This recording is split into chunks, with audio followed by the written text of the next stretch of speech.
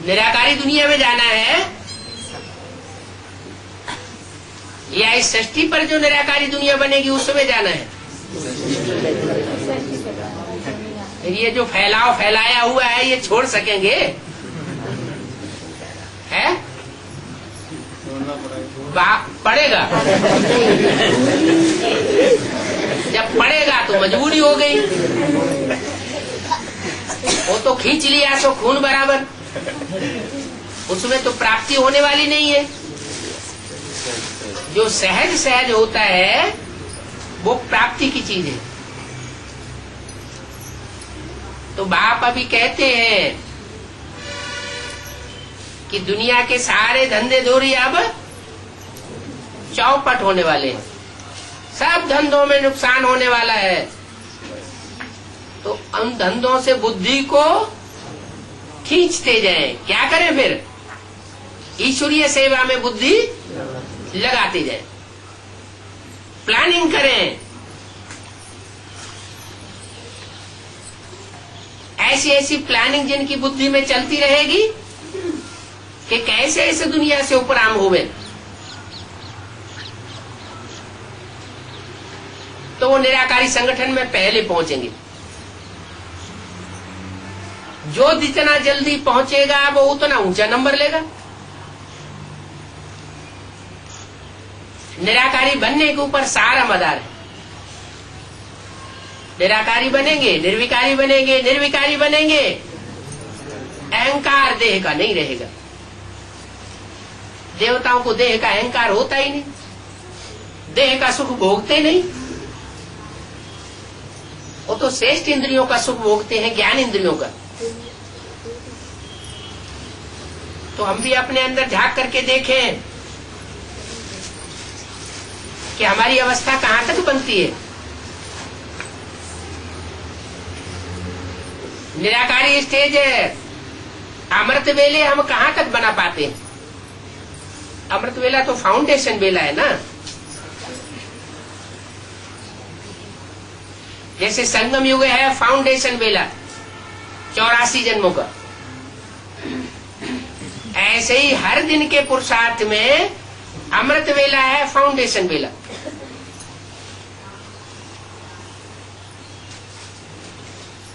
दो से 4 पौने 5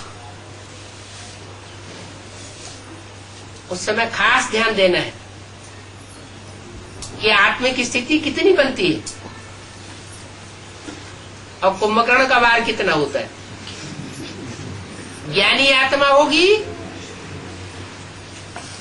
तो उस पर छठा विकार ज्यादा बार करेगा, सुस्ती।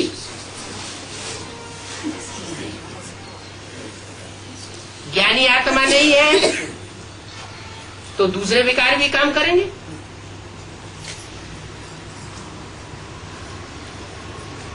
अलार्म में घड़ी में अलार्म लगाएंगे कि हम उठ के बैठ जाएं,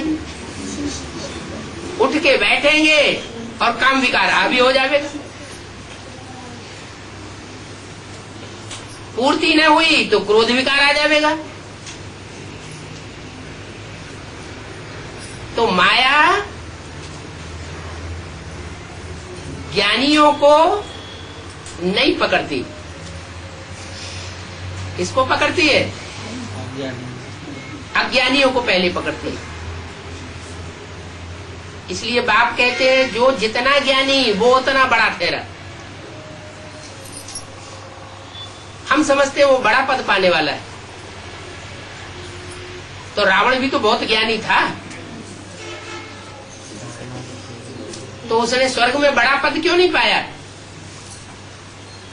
है? हाँ, ज्ञान का मतलब सुनना और सुनाना नहीं,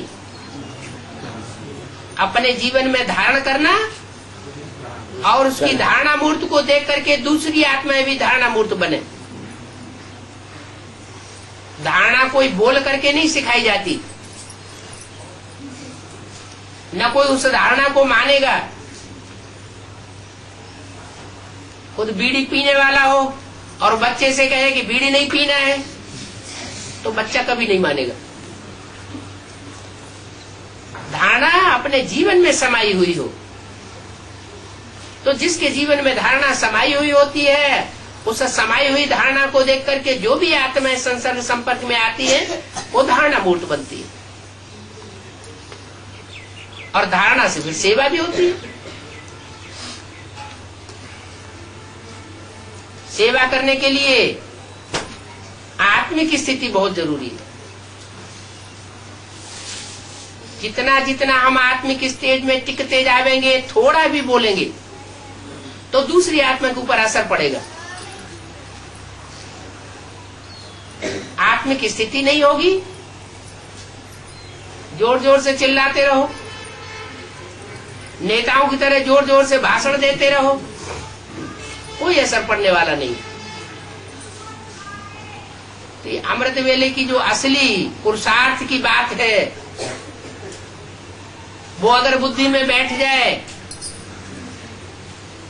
तो बाबा कहते अमृत वेला सुधारा माना सब कुछ सुधारा। अमृत वेला चूके माना सारा दिन का फाउंडेशन बिगाड़ दिया।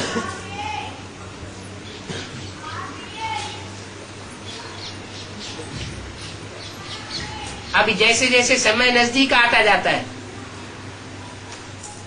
जो पावरफुल आत्माएं हैं उनका अमृत वेला सुधरता जाता है।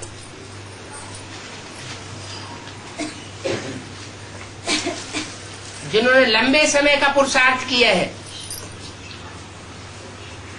उनका पुरुषार्थ रंग जरूर लाएगा। पढ़ाई है ना, पढ़ाई में जो जितना ध्यान देते हैं तो पढ़ाई उनका सहयोग देती है। ये भी ईश्वरीय पढ़ाई है। ईश्वरीय पढ़ाई में जो जितना अलर्ट रहे,